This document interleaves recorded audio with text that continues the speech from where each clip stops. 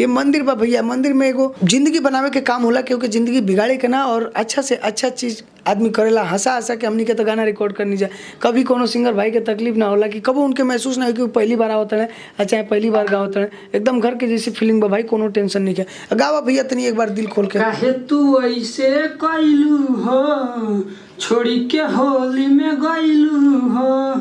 काहे तू ऐसे कैलू हो, छोड़ी के होली में गईलू हो।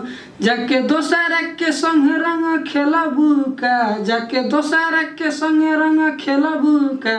बानिया बही अकेले रानी छोड़बू का, जाके असो होलिया में ढोड़ी रंगावईबू का। बानिया बही अकेले रानी छोड़बू का, असो होलिया में ढोड़ी रंगावईबू का।